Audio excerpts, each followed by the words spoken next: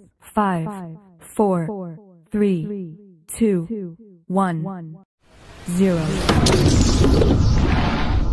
Hari ini kita akan belajar bersama-sama untuk mata pelajaran tematik kelas 2. Kita belajar di tema 5, pengalamanku, subtema 3, pengalaman di tempat bermain, pembelajaran yang pertama. Mari adik-adik kita belajar dengan penuh semangat ya. Benny anak yang baik. Benny memiliki banyak teman.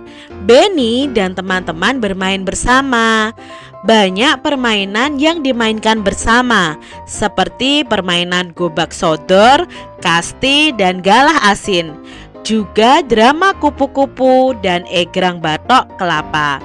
Benny dan teman-teman selalu mematuhi aturan permainan. Nah, ini ya gambar Benny dan teman-temannya sedang bermain adik-adik. Kalian kalau bermain bersama teman-teman pasti menyenangkan ya adik-adik ya.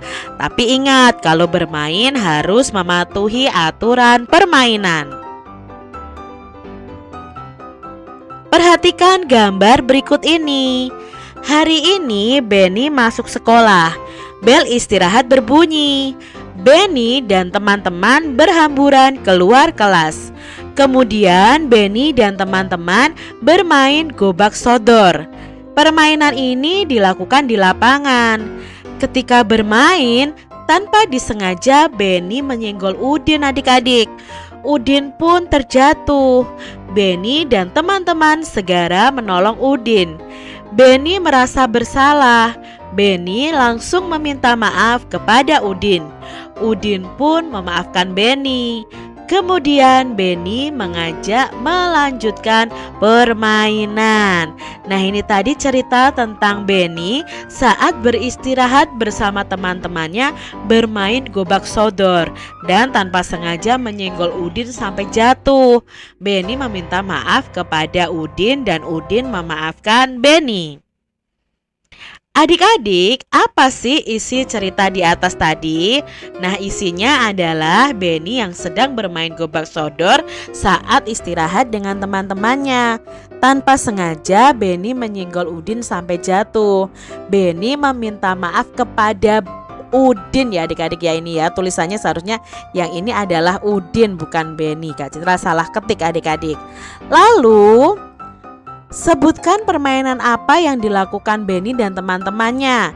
Ya, mereka bermain gobak sodor. Lalu berikutnya adik-adik, kapan permainan itu dilakukan? Ya, saat jam istirahat. Mengapa Benny meminta maaf kepada Udin adik-adik? Karena sudah menyenggol Udin sampai jatuh. Apakah Udin memaafkan Benny? Nah, sebagai anak yang baik, Udin memaafkan Benny. Begitu juga dengan kalian, kalau ada teman kalian yang meminta maaf, kalian harus berani memaafkan juga adik-adik. Ketika bermain, Benny tidak sengaja menyenggol Udin. Benny pun meminta maaf kepada Udin. Mari kita simak percakapan Benny dan Udin adik-adik. Maafkan saya Udin, saya tidak sengaja menyenggolmu ketika bermain tadi. Tidak apa-apa Benny, saya sudah memaafkan. Lain kali hati-hati ya. Lain kali saya akan berhati-hati. Oh ya, bagaimana menurutmu permainan tadi? Wah, sangat menyenangkan sekali Ben. Kelompokmu dapat menang 2 kali. Semoga besok dapat bermain lagi ya. Nah, itu tadi percakapan Benny dan Udin adik-adik. Sebutkan peristiwa yang terjadi. Nah, peristiwa yang terjadi adalah Benny meminta maaf kepada Udin karena sudah menyenggol Udin sampai jatuh. Apa yang diucapkan Benny kepada Udin? Nah, yang diucapkan Benny adalah maafkan saya Udin, saya tidak sengaja menyenggolmu ketika bermain tadi. Mengapa Benny meminta maaf kepada Udin? Nah, Benny meminta maaf karena tidak sengaja menyenggol Udin saat bermain. Siapa yang memaafkan adik-adik? Ya, yang memaafkan adalah Udin. Kamu telah melakukan kesalahan. Tindakan apa yang harus kamu lakukan adik-adik kalau kalian itu melakukan kesalahan? Ya, kalian harus berani meminta maaf. Adik-adik, kalimat permintaan maaf biasanya diucapkan bila kita melakukan kesalahan. Gunakan kalimat yang santun saat mengucapkan kalimat permintaan maaf kepada orang lain ya. Adik-adik, setiap kalimat permintaan maaf itu ada maknanya. Ayo kita pelajari lebih lanjut tentang makna dari kalimat minta maaf. Di sini Kak Citra punya contoh kalimat minta maaf adik-adik.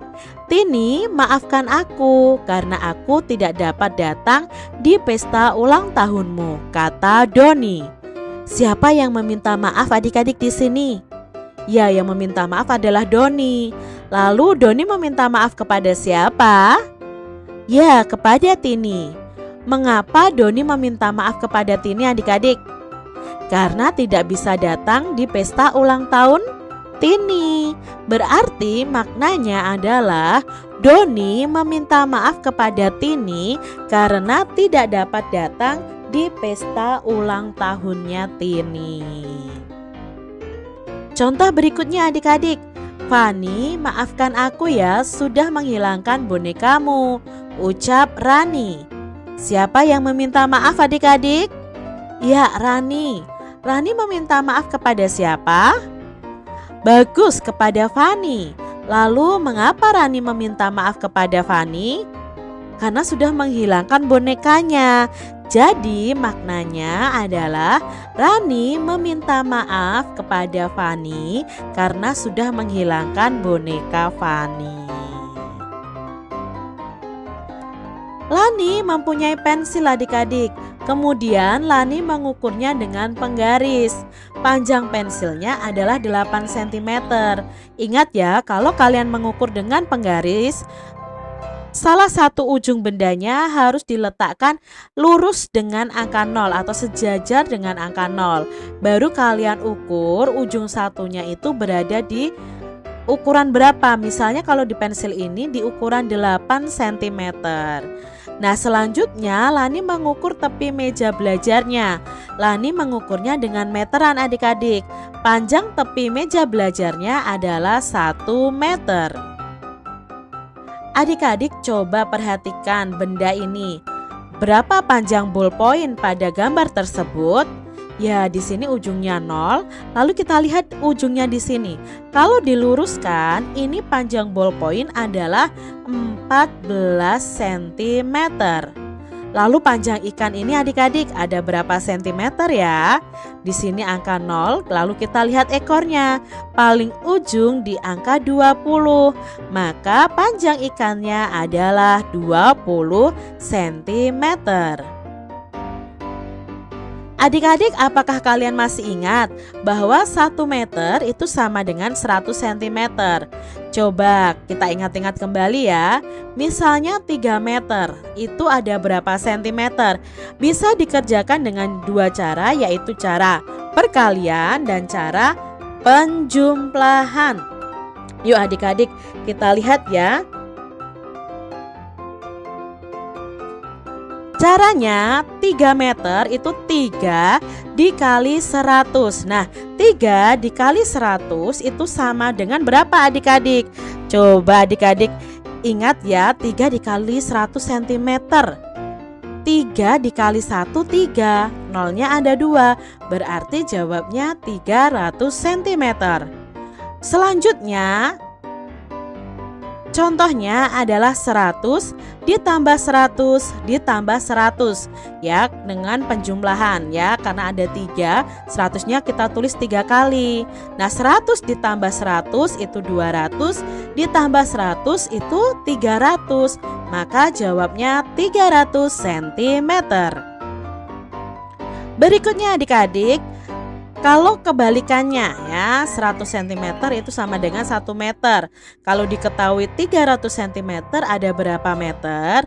Kita mengerjakannya dengan cara pembagian. 300 ini ya, 300 cm ini dibagi 100. Kalau sama-sama punya angka 0, kita coret saja. Ya, kalau di sini coret 1, di sini juga coret 1. Kalau di sini coret 1 lagi, ya di sini coret 1 lagi. Bertemu pembagian yang baru, 3 dibagi 1. 3 dibagi 1 sama dengan 3. Maka jawabnya adalah 3 meter. Sekarang adik-adik, Kak Citra punya soal nih. Panjang pintu kamar itu 2 meter. 2 meter sama dengan titik-titik sentimeter. Kalau meter ke senti berarti kita bisa mengerjakannya dengan cara dikali.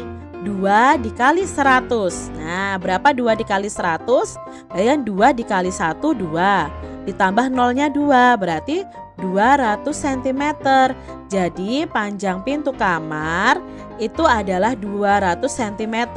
Atau dengan cara penjumlahan, 2 meter berarti kita tuliskan 100-nya ada 2. 100 ditambah 100 sama dengan 200 cm. Maka panjang pintu itu sama dengan 200 cm. Terserah adik-adik nih mau pakai yang perkalian atau yang penjumlahan. Selanjutnya adik-adik, panjang bambu itu 400 cm. Panjang bambu tersebut sama dengan titik-titik meter. Berarti cm ke meter. Caranya kita pakai pembagian. 400 dibagi 100 ya.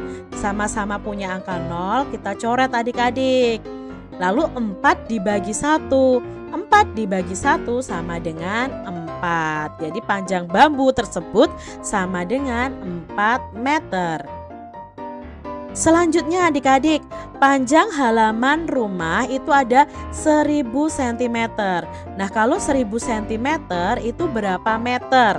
Caranya kita bagi juga, 1000 dibagi 100. Nah, di sini ada 3 angka 0, tapi di sini hanya 2. Maka yang kita coret ya 2, karena di sini hanya punya 2 adik-adik. Kalau sama-sama punya 3 bisa 3-3-nya dicoret. Tapi kalau sama-sama punya angka 0-nya jumlahnya 2, ya kita coretnya 2. Jadi ketemu pembagian 10 dibagi 1. 10 dibagi 1 sama dengan 10. Jadi jawabnya adalah 10 meter. Ukurlah panjang gambar benda-benda di bawah ini adik-adik. Kalian cari tahu benda-benda ini di rumah kalian ya. Lalu kalian gunakan, bisa pakai meteran ya atau roll meter. Urutkan benda-benda mana dari yang paling panjang adik-adik ya.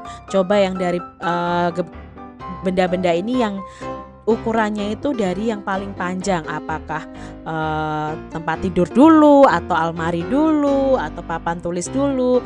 Kalian bisa ukur ya. Benny selalu berhasil memenangkan permainan.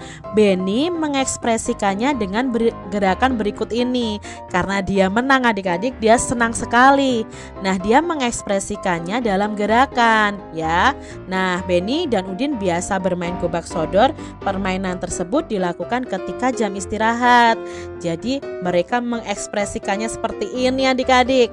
Gerakan pertama adalah melambaikan salah satu tangan ke kiri dan ke kanan. Lalu mereka juga menggerakkan ini nih adik-adik, melambaikan salah satu tangan ke depan dan ke belakang.